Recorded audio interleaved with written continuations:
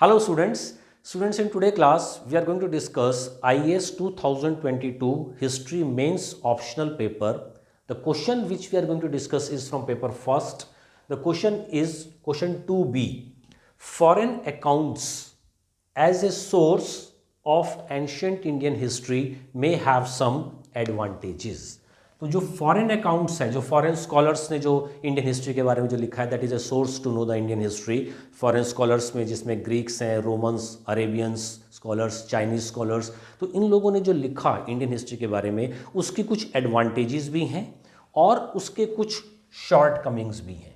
तो ये पॉइंट हम लोगों को डिस्कस करना है. तो इसमें जो कीवर्ड्स हैं, first is the foreign accounts.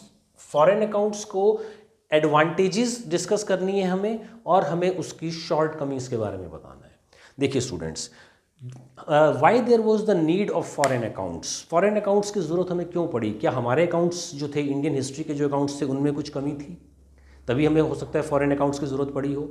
तो इसमें आप ऐसे देख लिए कि इंपॉर्टेंट स्कॉलर्स हैं, just like the doctor R.C. Majumdar is there और एल बरूनी एक इंपॉर्टेंट स्कॉलर हुए हैं. तो उन लोगों का ये मानना है कि इंडियन हिस्ट्री जो है वो स्कैटर्ड थी. Scattered in the sense jumbled form में थी और उसमें एक सीक्वेंस नहीं था, कोई क्रोनोलॉजिकल डेट वाइज हिस्ट्री नहीं थी हमारी, वो जम्बल्ड फॉर्म में थी. तो इस वजह से हमारे पास ऐसा कोई सोर्स नहीं था कि हम हिस्ट्री के जो इवेंट्स हुए हैं उनको एक प्रॉपर सीक्वेंस में लगा सके, 1 2 3 4, पहले ये इवेंट हुआ, फिर ये इवेंट हुआ, फिर ये इवेंट हुआ. तो ऐसा नहीं था. हमारी हिस्ट्री जो थी वो स्कैटर्ड थी, जम्बल्ड फॉर्म में थी. तो उसको समझा कैसे जाए, तो दैट वाज द प्रॉब्लम. तो उस प्रॉब्लम को जो सॉल्व किया जा रहा है वो by the foreign accounts. Foreign accounts में जैसे ग्रीक स्कॉलर्स ने जो लिखा, उसमें इंपॉर्टेंट नेम हम लोगों को डिस्कस करते हैं, जिसमें विलियम जोन्स थे. ही वॉज ए ब्रिटिश, और विलियम जोन्स ने, he was the founder of Asiatic Society of Bengal. उन्होंने ग्रीक सोर्सेज की जब स्टडी की तो उसमें उन्हें कुछ वर्ड्स मिले. जो इंपॉर्टेंट वर्ड्स था सेंड्रोकोटस. तो सेंड्रोकोटस को उन्होंने चंद्रगुप्त मौर्य से आइडेंटिफाई किया. चंद्रगुप्त मौर्य और सेंड्रोकोटस, उन्होंने बोला एक ही आदमी है, the same person, the same king, Androcottus and Chandragupta Maurya. और उस पर्टिकुलर टाइम में अटैक हुआ अलेक्जेंडर का 326 बीसी में. तो 326 BC become the anchor sheet of Indian history. तो वहाँ से हमें डेट वाइज हिस्ट्री हमारी स्टार्ट हो गई. उससे पहले जो हिस्ट्री थी वो हमारी स्कैटर्ड थी, जम्बल्ड फॉर्म में थी, इवेंट्स उनके जो प्रॉपर क्रोनोलॉजिकल फॉर्म में नहीं थे, तो इसलिए उसको समझने में प्रॉब्लम्स थी. तो that is why, that is the main advantage. तो पहला तो जो ग्रीक सोर्सेज से हम लोगों को पता चल गया कि हमारी हिस्ट्री कहाँ से स्टार्ट हो रही है, उसकी पर्टिकुलरली राइटिंग फॉर्म में जो उसको एक सीक्वेंस हम लोगों को मिला है वो हमें ग्रीक से पता चला. तो that was an advantage of the foreign accounts. अब दूसरा इंपॉर्टेंस इनका ये है कि इन स्कॉलर्स के अकाउंट्स को जब हमने पढ़ा, चाहे वो चाइनीज़ हो, ग्रीक्स हो, रोमन्स हो, अरेबियंस हो, उससे हमें उनकी वहाँ के टाइम की society, polity, economy, religion, geographical conditions के बारे में सब कुछ पता चल जाता है. तो that's why they become a very important source to know the ancient Indian history. तो यहाँ पर हम लोगों ने अब तक हमने ये पॉइंट डिस्कस कर लिया कि एडवांटेजेस क्या थे. तो एडवांटेजेस से फर्स्ट एडवांटेज तो हमें ये पता चल गया कि इंडियन हिस्ट्री को एक क्रोनोलॉजिकल डेट वाइज हिस्ट्री मिल गई because of this foreign accounts. Secondly, उनकी सोसाइटी, पॉलिटी, इकोनॉमी और रिलीजन के बारे में जो फॉरेन स्कॉलर्स ने लिखा हमारी सोसाइटी के बारे में, उसके बारे में हमें पता चलता है. तो ये एक बहुत बड़ा एडवांटेज हुआ इनका. तो दूसरा हम लोगों को डिस्कस करना है कि अब हमें इसकी एग्जाम्पल्स के साथ इसको डिस्कस करना है, क्योंकि साइटिंग एग्जाम्पल्स इसमें लिखा हुआ है कि हमें एग्जाम्पल्स बताने हैं. तो एग्जाम्पल्स में आप देख सकते हैं कि मैगस्थनीस जो था वो was the ambassador of Seleucus Nicator, और वो इंडिया में रहा, अराउंड 5 ईयर्स तक रहा. तो उसने एक बुक लिखी इंडिका. तो इंडिका में उसने चंद्रगुप्त मौर्य के मौर्यंस डायनेस्टी के टाइम की सोसाइटी और कल्चर को डिस्कस किया. मौर्यस एडमिनिस्ट्रेशन को उसने बताया कि हाउ वो the central administration, provincial, military, judicial, revenue, spy administration, कैसे मौर्यस का एडमिनिस्ट्रेशन चलता था. तो ये बहुत बड़ा एक एडवांटेज मिला जो हमें मैगस्थनीस इंडिका से हम लोगों को पता चलता है. मैगस्थनीस इंडिका एक्चुअली अब नहीं है, लेकिन मैगस्थनीस के इंडिका को जिन स्कॉलर्स ने पढ़ा, जिसमें एरियन, प्लूटार्क वगैरह थे, उन लोगों ने जो लिखा, उससे हमें पता चलता है कि Megasthenes Indica is very much important source to know the Mauryas administration and culture and society of the Maurya particular time. Similarly, Periplus of Erythraean Sea, that was a Greek work. एक एनोनिमस ऑथर है, उनके author का नाम नहीं मालूम है किसने ये बुक लिखी है, जिसको पेरिप्लस ऑफ एरिथ्रियन सी बोला गया. उसमें हमें पता चलता है कि इंडिया के साथ जो ट्रेड थे अफ्रीका के थ्रू द रेड सी, क्या एक्सपोर्ट होता था, क्या इंपोर्ट था, कौन कौन से इंपॉर्टेंट पोर्ट्स थे, बंदरगाह थे, तो वहाँ से हमें इस चीज़ की नॉलेज मिलती है. दैट्स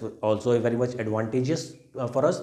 टॉलेमी ज्योग्राफी, तो टॉलेमी ने जो ज्योग्राफी लिखी उसमें उन्होंने फोकस किया कि मैप्स कैसे बनाए जाएं ज्योग्राफी के अंदर, और किसी जगह की ज्योग्राफिकल लोकेशन का हम पता कैसे चलाएं कि वहाँ पर प्लेन्स हैं, हिल्स हैं, माउंटेन्स हैं, प्लेट्यूज़ हैं। तो ज्योग्राफिकल लोकेशन को आइडेंटिफाई करने के लिए उन्होंने मैथ्स का सहारा लिया, मैथ्स में पर्टिकुलरली टिग्नोमेट्री। तो टिग्नोमेट्री और मैथमेटिक्स को के हेल्प से उन्होंने बताया कि किसी एरिया की ज्योग्राफिकल लोकेशन हम कैसे फाइंड आउट कर सकते हैं। तो that was another important achievement of this Ptolemy geography. फिर प्लिनी ने डिस्कस किया फ्लोरा फौना मिनरल्स इंडिया में कहाँ कहाँ पर है, तो उन्होंने फ्लोरा फौना मिनरल्स को डिस्कस किया। तो that was again an important advantage. इससे इन सब चीज़ों से हमें नॉलेज मिली। चाइनीज़ का एग्जाम्पल लेते हैं, जैसे चाइनीज फाहियान ने जो डिस्कस किया चंद्रगुप्त सेकंड, जिसको known as the Vikramaditya of the Gupta dynasty, उनके बारे में उन्होंने उनकी सोसाइटी कल्चर के बारे में डिस्कस किया।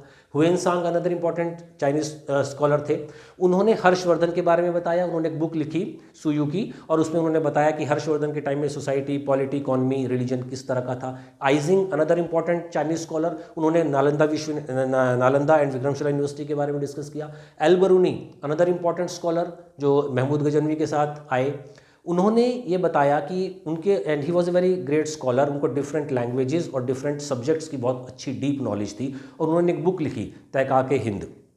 उसमें उन्होंने बताया कि इंडियन सोसाइटी के कल्चर, सिविलाइजेशन किस तरह की थी, सोसाइटी कैसी थी, पर्टिकुलरली राजपूत पीरियड्स में वर्ण सिस्टम था, ब्राह्मण, क्षत्रिय, वैश्य, शूद्र, तो ये सब चीज़ें हमें पता चलती हैं। तो दैट्स वाई ये फॉरेन अकाउंट्स जो हैं, इनका ये बहुत बड़ा एक एडवांटेज है इंडियन हिस्ट्री को जानने का। Now we are going to discuss what are the shortcomings. अब उसकी शॉर्ट कमिंग्स भी हैं। अब ग्रीक अकाउंट्स जो लिखे गए हैं, तो ग्रीक स्कॉलर्स जो थे उन्हें इंडियन लैंग्वेजेस की नॉलेज नहीं थी, तो इंडियन लैंग्वेज का जो लिटरेचर लिखा गया उसको वो नहीं पढ़ पाए। तो उन्होंने जो इंडियन हिस्ट्री लिखी है, उन्होंने जो खुद ऑब्जर्व किया, जो देखा, उसको उन्होंने लिखा है। तो उसके अंदर कुछ शॉर्ट कमिंग्स आती हैं। आप एग्जांपल ले लीजिए मैगस्थनीज का। मैगस्थनीज बोलते हैं कि देयर वर 7 कास्ट, लेकिन हमारी कंट्री में शुरू से 4 कास्ट थी, ब्राह्मण, क्षत्रिय, वैश्य, शूद्र। मैगस्थनीज कहते हैं कि इंडिया में स्लेवरी नहीं थी, लेकिन स्लेवरी हमारे यहाँ थी। चंद इसमें अर्थशास्त्र में कौटिल्य ने खुद लिखा है कि 9 टाइप ऑफ स्लेवरीज थी हमारे यहाँ। तो इसके साथ मैगस्थनीज बोलते हैं कि Indians didn't know the art of writing, उनको राइटिंग का पता नहीं था, लेकिन हमारे यहाँ तो राइटिंग थी। वेद लिखे गए, ब्राह्मण, अरण्यक, उपनिषद, देन बुद्धिस्ट लिटरेचर, त्रिपिटकास और जैनिस्ट लिटरेचर, तो ये सब चीज़ें थी, राइटिंग हमारे यहाँ थी। तो इसके बाद मैगस्थनीज ने बोला कि इंडियंस को फेमाइन का पता नहीं था, लेकिन चंद्रगुप्त मौर्य के टाइम में खुद बहुत बड़ी फेमाइन पड़ी थी। तो ये सब जो चीज़ें थी, इन सब की वजह से, और इसके साथ साथ मैगस्थनीज ने कुछ इस तरह की बातें भी लिखी जिनका कोई लॉजिक नहीं है। जैसे उन्होंने बोला कि इंडिया में ऐसी ट्राइब्स मिलती थी कि उनके जो ईयर्स, कान थे, वो इतने बड़े होते थे कि वो ज़मीन को टच करते थे और लोग उसके अंदर सो जाते थे जाके। तो that is quite rubbish, quite it's बिल्कुल अनएक्सेप्टेबल चीज़ें हैं। उसके बाद उन्होंने बोला कि इंडिया में ऐसी आंट्स, चींटियाँ ऐसी होती थी कि वो जो ज़मीन को खोदती थी तो वहाँ से सोने की खान निकल आती थी, तो या माथे के ऊपर एक आंख बनी हुई है कुछ लोगों की। तो इस तरह की चीज़ें एक्सेप्टेबल नहीं है, और इसी को हम उनकी शॉर्ट कमिंग्स में ले लेते हैं। उसके साथ चाइनीज़ आए, जो चाइनीज़ में जो ह्यूएनसांग थे, who visited the Harshvardhan court, उन्होंने बोला कि Harshvardhan was a Buddhist, Mahayana Buddhism उन्होंने फॉलो किया। लेकिन हम लोगों को मालूम है, इंडियन सोर्सेज में लिखा है कि हर्षवर्धन फॉलोड शैविज्म, वो शिव भक्त थे। तो इस तरह की जो चीज़ें हैं वो शॉर्ट कमिंग्स मानी जाएंगी, लेकिन इन शॉर्ट कमिंग्स की वजह से हम उनके जो एडवांटेजेस हैं उनको अवॉइड नहीं कर सकते। डेफिनेटली जो हमारे फॉरेन अकाउंट्स हैं, they are one of the important source to know the ancient Indian history. So students, that was the question and that we have fulfilled the demand also. Okay, like video, share video and subscribe the channel. Okay students, thanks.